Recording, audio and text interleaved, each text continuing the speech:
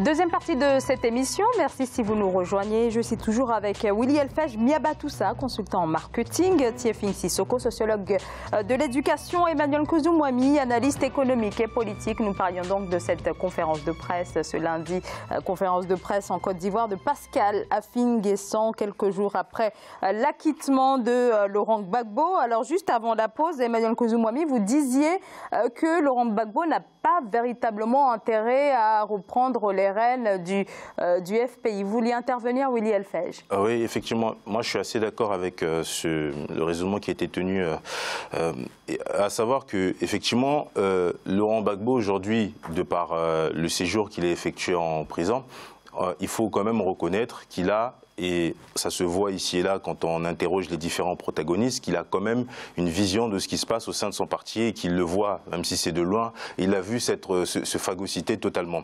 Et donc je pense que sa libération, moi le mot qui me vient à l'esprit, c'est réunification, dans la mesure où on a une machine qui, comme il a été évoqué tout à l'heure, l'a permis d'accéder à la magistrature suprême, qui s'est aujourd'hui totalement périclité, qu'il a intérêt à redresser. Et là où je n'étais pas d'accord avec ce que vous avez dit, c'est que son âge, en fait, pour moi, n'est pas rédhibitoire. Bien au contraire, il y a une forte symbolique et surtout un leadership qu'on ne peut pas lui contester. Après, sur la question de ses projections politiques, je ne sais pas où est-ce qu'il va aller, mais je pense que son premier pas va d'abord se porter à essayer un peu de réunifier le Front populaire ivoirien qui devra nécessairement jouer un rôle dans des élections qui s'annoncent tumultueuses. Mais est-ce que la réunification peut véritablement aboutir sans qu'il ne prenne la tête de ce parti? On peut trouver des formules. On peut trouver des formules du style président d'honneur, par exemple. Ce qui lui permettrait d'avoir d'abord le rôle de sage. Donc le réunificateur, effectivement, celui au moins qui donne sens au futur, ou à la deuxième ou troisième âge en quelque sorte du FPI, mais sans forcément prendre le rôle opérationnel ou exécutif. Cela est possible. Ce n'est que parce qu'il serait arbitre, dans ce cas-là, en tant que président d'honneur, qu'il pourrait réunifier. Mais dès lors qu'il entre dans l'arène, en tant que président d'une des branches du parti, ce serait de toute façon la branche qui lui est acquise. Donc la branche entre aujourd'hui Adou et Simone Gbagbo, c'est là qu'il aurait sa place. Le problème, c'est que Simone Gbagbo aussi voudrait avoir la part du gâteau. Elle ne va pas se laisser faire. Elle a beau être la femme de l'ancien président de la République, mais c'est une femme qui dit « mon temps est arrivé ». Elle veut également son rôle. Absolument. Donc, autrement dit, il ne peut aujourd'hui être utile au FPI que s'il était l'arbitre. Et il est arbitre s'il est président d'honneur. Un dernier mot, Tiefing Oui, un Sissoko. dernier mot. Moi, je peux comprendre la nostalgie qui consiste à dire, finalement, on peut ressusciter certaines personnes en leur faisant passer pour des gens neufs, mais n'oublions pas qu'il a été au pouvoir pendant plusieurs années et qu'il n'a jamais réussi à faire face à ces crises économiques et politiques. Et ce que l'on oublie avec ces élections présidentielles qui vont s'organiser en 2020 en Côte d'Ivoire, c'est que pour l'instant, la commission électorale indépendante doit subir une réforme importante pour que les mêmes situations que nous avons rencontrées en 2010 ne se reproduisent plus. Et là, pour l'instant, ce n'est pas le cas, puisque, souvenons-nous, la commission électorale indépendante avait déclaré Alassane Ouattara président de la Côte d'Ivoire et en fait cette décision n'a pas été suivie par le Conseil constitutionnel qui a déclaré Laurent Gbagbo président. Et donc on s'est retrouvé avec deux présidents pour un même pays. Et en fait la réforme nécessaire à engager c'est une réforme en profondeur de la commission électorale indépendante. Je crois que M. Affi-N'Guessan, lorsqu'il a rencontré le Premier ministre, c'était l'objet aussi de leur rencontre de voir comment est-ce qu'on va réformer la carte électorale de la Côte d'Ivoire, faire en sorte que l'institution ou les institutions qui sont impliquées dans l'élection présidentielle soient réformées pour que les décisions soient beaucoup plus claires et que finalement on ne retrouve pas les mêmes situations. N'oublions pas que la Côte d'Ivoire c'est vraiment un géant de l'Afrique. Et donc ce géant de l'Afrique, lorsque ce géant rencontre des problèmes, eh bien ça se répercute aussi sur les différents pays qui sont tout autour. Et donc pour moi, faire du neuf avec de l'ancien, je crois que c'est un peu de la nostalgie. Pour vous, il devrait y avoir un renouvellement à la tête du parti. Il est nécessaire aujourd'hui de donner une autre image. On ne peut pas ressortir toujours les mêmes personnes en faisant croire que finalement il n'y a plus de ressources humaines en mesure de faire face aux problématiques du pays. Il y a des jeunes, et vous l'avez indiqué, il y a des jeunes qui sont totalement conscients de notre monde, du monde dans lequel nous sommes, et qui sont en mesure de faire face aux problèmes, beaucoup plus que les autres qui ont passé leur temps. Il a été au pouvoir combien d'années et l'élection présidentielle a été repoussée combien de fois? en fait. Oui, alors, mais je pourrais juste dire un petit mot sur le parcours entre 2000 et 2010, au moment de l'élection présidentielle, en décembre, le 2 décembre, si vous voulez, pour ceux qui ont encore la mémoire de ce parcours-là.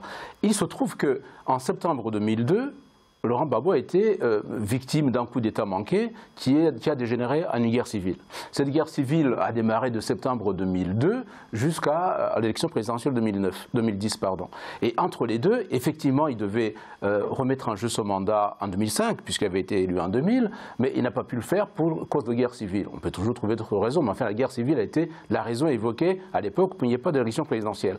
Maintenant, vous évoquez le cas du CENI, enfin de la commission, de la CENI, la commission électorale nationale indépendante. Elle n'était pas indépendante du tout. C'était une branche de l'ONU, à l'époque de l'ONUCI, en Côte d'Ivoire. Donc il y avait deux branches. Il y a la branche dite internationale, l'ONUCI et la CENI, et la branche dite légaliste, qui est le Conseil constitutionnel et la présidence de la République à l'époque. Donc, ce qui fait qu'à l'élection présidentielle au mois de décembre 2010, on s'est retrouvé avec deux partitions, effectivement. La partition internationale, CENI, France, Commission, je sais pas, Nations Unies et compagnie, plus bien sûr l'armée française, il y avait la licorne à l'époque, et tout ceci, ça faisait un bloc. C'est le bloc anti-Gbagbo à l'époque.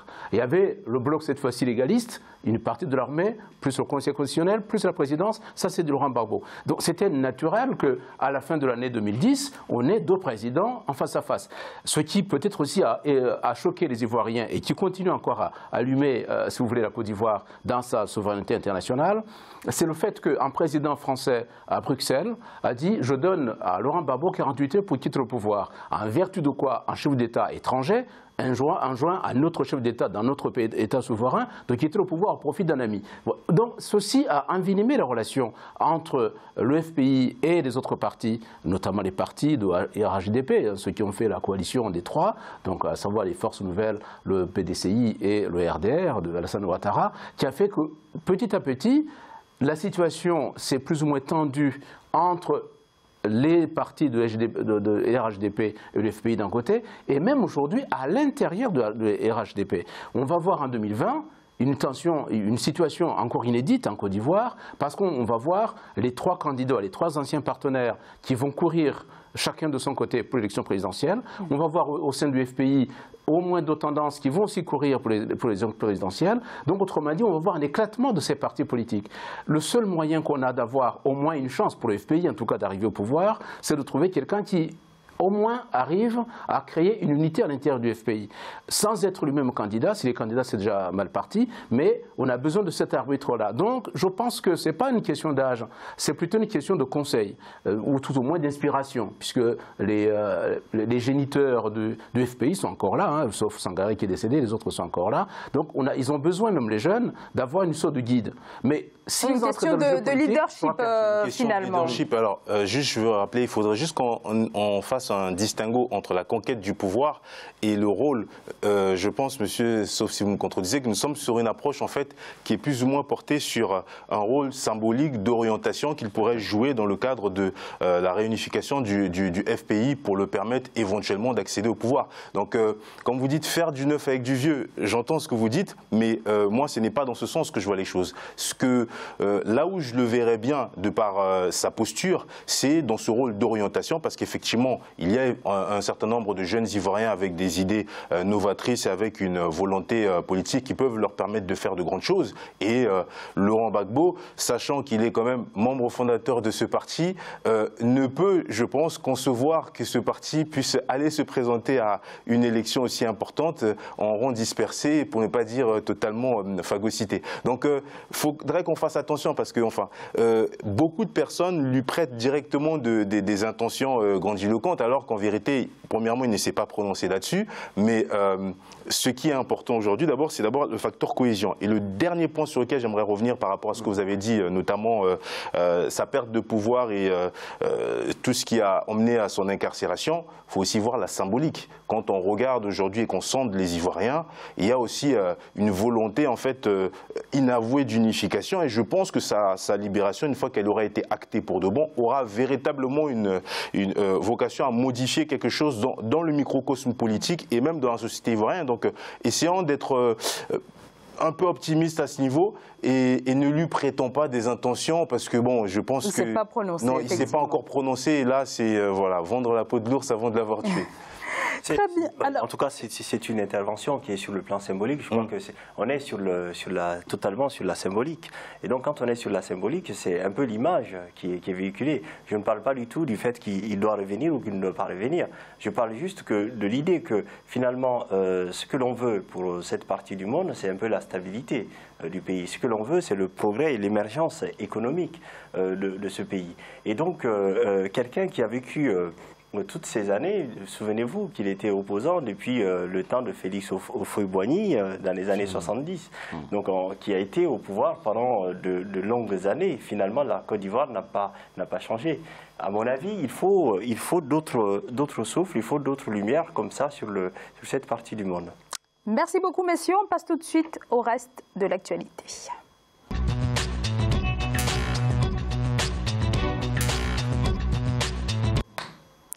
Internet va-t-il être rétabli au Zimbabwe? La justice a estimé ce lundi que la décision du gouvernement de procéder à sa coupure était illégale. Amnesty International a aussi appelé Harare à rétablir l'accès Internet immédiatement dans tout le pays. Le Zimbabwe est coupé d'Internet depuis 5 jours maintenant.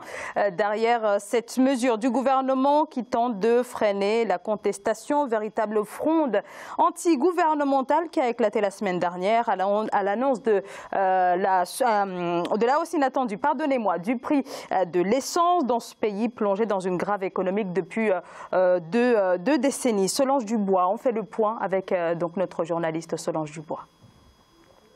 L'accès à Internet de nouveau bloqué ce 18 janvier 2019. Une dégaine du gouvernement zimbabwéen pour lutter contre la fronde provoquée par l'augmentation des prix du carburant. Les autorités comptent bien mettre fin aux troubles, incluant pour certains une répression sécuritaire. Avant l'augmentation du prix du carburant, je pouvais remplir ce réservoir de voitures pour 115 $. Il me faut maintenant environ 264 $ pour faire le plein. J'ai besoin de 2 réservoirs pleins par mois, rien que pour me rendre au travail. C'est très difficile. Au cœur des tensions, une hausse de 150% du prix du carburant, conséquence de la pénurie du dollar. La population doit faire la queue durant des heures pour obtenir de l'essence et les prix des denrées alimentaires sont montés en flèche. Plusieurs rassemblements ont donc été organisés dans ce pays d'Afrique australe afin de contester cette augmentation brutale. Ce paquet de riz que j'ai acheté pour 4,59 $, auparavant il coûtait 1,89 $. Le savon de bain qui est à 2,29 $ était à moins d'$1. Ce petit morceau de bœuf de moins d'1 kilo coûte 4,94 $. Auparavant, il ne coûtait qu'$1. La panne d'Internet a été partiellement levée dans la soirée du vendredi, mais certains sites de médias sociaux restent toujours bloqués. Une pratique d'usage excessif de la force dénoncée par les Nations Unies, qui appelle les autorités à entamer un dialogue avec la population. De son côté, le président Emmerson Mnangagwa a promis ce mardi 22 janvier que des sanctions seraient prises en cas de faute des forces de l'ordre. Alors donc la justice zimbabwéenne a déclaré ce lundi que cette mesure, cette décision du gouvernement était illégale. Alors une mesure qui rappelle quand même d'anciennes pratiques sous le régime Robert Mugabe, régime sous lequel Emmerson Mnangagwa, l'actuel président, a occupé des postes importants. Il était directement le bras droit de l'ancien président Robert Mugabe. Alors beaucoup pensent qu'avec lui, il s'agit en réalité de la pérennisation d'un régime. Est-ce qu'à travers notamment ce type de mesures, voilà, est-ce que ça donne raison à ceux qui pensent, qui tablent sur cette thèse, Willy Elfej Miabatoussa? Il faut voir ce sur quoi les populations se positionnent. Ils voient une stagnation en termes de leur qualité de vie, pour ne pas dire même une rétrogradation, puisque aujourd'hui le pays subit un certain nombre de pénuries. Bon, là on parle de la crise avec la hausse du carburant, mais on a un certain nombre d'autres pénuries, notamment alimentaires aujourd'hui, qui prennent le pas sur la réalité des Zimbabwéens. C'est un petit peu l'élément déclencheur. C'est un petit peu l'élément déclencheur, mais on va dire que c'est la partie émergée de l'iceberg, Oui. parce que généralement on a une revendication qui sert en quelque sorte de tête de gondole, mais il en émane d'autres formes de contestation. Maintenant, dire qu'il y a une continuité dans la politique menée par Monsieur Mnangagwa, je ne saurais pas le dire, mais seulement ce que je vois, c'est que depuis son élection, donc son arrivée au pouvoir, on a l'impression qu'il peine un peu à mettre en place les fameuses réformes visant à se faire sortir le pays de la crise dans laquelle elle se situe. Et je parlerai maintenant de la situation d'Internet. Soyons sérieux, nous sommes face à des mesures totalement rétrogrades et qui ont tendance à s'étendre sur le reste du continent. Parce que les raisons le plus souvent évoquées sont une atteinte à la sécurité. Je ne sais pas comment, au XXIe siècle, on arrive encore à croire que ce type de raisonnement suranné peuvent avoir un impact sur la cohésion sociale dans un pays. Donc là, je serais assez dubitatif. Emmanuel Kouzou-Moami, alors effectivement, ces coupures d'Internet, on les a observées dans plusieurs pays. Dernièrement, en République démocratique du Congo, on l'a vu également au Gabon, au Tchad, au Togo. Est-ce que c'est quelque chose qui est en train de s'imposer comme ça, qui s'impose comme une constante sur le continent africain? Ouais, est-ce qu'il y a une méfiance qui évolue de plus en plus des États à l'égard d'Internet et des réseaux sociaux? Dans votre question, il y a trois questions en fait. Il y a le fait que Emmerson Mnangagwa, effectivement, il a été bras droit de Robert Mugabe, il a des réflexes d'un révolutionnaire. Donc, comme tout révolutionnaire, il pense que lorsque les gens commencent à communiquer entre eux, en fait, en communication horizontale, on se coupe complètement de l'autorité. C'est le réflexe de la révolution normale. Et puis, Emmerson, pour l'appeler par son prénom, il a vécu le temps où, effectivement, on devait en fait faire face à la révolte, pas à la répression. C'est sa façon à lui de faire de la répression dans les temps modernes. Donc ça, c'est une rupture, encore une fois, générationnelle. C'est quelqu'un qui pense que c'est par la force qu'on arrive à faire taire la rue. Or, le problème, c'est que les gens ont d'autres, effectivement, on peut dire que le carburant, c'est un peu comme les gilets jaunes en France. Le carburant, c'est l'élément qu'on met en avant. Mais il n'y a pas que ça. Il y a des problèmes de chômage, il y a des problèmes de logement. Hyperinflation. Il y a des problèmes, effectivement, d'inflation généralisée. Et puis, il y a le problème aussi de manque de devises dans le pays. Donc, tout ça, c'est cumulé. C'est un problème économique global. Donc, résoudre un problème économique par la répression, ce n'est pas une bonne idée. Donc il se trompe déjà de démarche. Deuxième élément, c'est, vous avez parlé des pays où l'Internet est coupé, dans des situations peu particulières, mais vous remarquerez que ce soit au Togo, que ce soit au Gabon, que ce soit en République démocratique du Congo, c'est à l'occasion des élections. C'est souvent plutôt pour élections ou grogne sociale. Oui, voilà, mais c'est pour empêcher que les informations peut-être un peu tronquées ou les fake news ne puissent se promener, notamment à l'occasion des élections présidentielles. Est-ce que ça s'explique uniquement par des fake news? Est-ce qu'on ne peut pas penser par ces mesures qu'il s'agit d'éviter d'amplifier, de stopper oui, toute forme de mobilisation? Ça c'est le troisième aspect. Le troisième aspect, on a vu aussi en Égypte, lorsque l'actuel président Sisi a pris le pouvoir, derrière Mohamed Morsi à l'époque, il fallait couper l'Internet. Toutes les communications, que ce soit par les SMS, enfin tout moyen de communication de réseaux sociaux, avaient été coupés. Effectivement, alors cette fois-ci, nous entrons dans une troisième problématique, qui est celle de la communication de plus en plus horizontale, qui n'est pas contrôlée par les États, si ce n'est en piochant de temps en temps dans les SMS de telle ou telle personne, mais aussi c'est pour les personnes qui sont visées nommément. Pour les personnes, la grande masse, c'est des gens qui communiquent sans être forcément estampillés, opposants connus. Ces personnes passent, disons, dans les trous de la maille du filet. Donc, pour le seul moyen que ces pouvoirs ont, cette fois-ci, d'empêcher la propagation des révoltes, des revendications et l'amplification aussi de ces mouvements, on le voit même ici en Occident, ça marche de plus en plus comme ça, les réseaux sociaux sont devenus quasiment une sorte de contre-pouvoir qui s'installe tout seul. Donc aujourd'hui, au Zimbabwe, il n'a pas trouvé une bonne façon de sortir de la crise qu'il a connue en tant que vice-président de Robert Mugabe à l'époque. Il connaissait ces problèmes-là. Donc, effectivement, quand il a été élu, il avait un programme de réforme économique.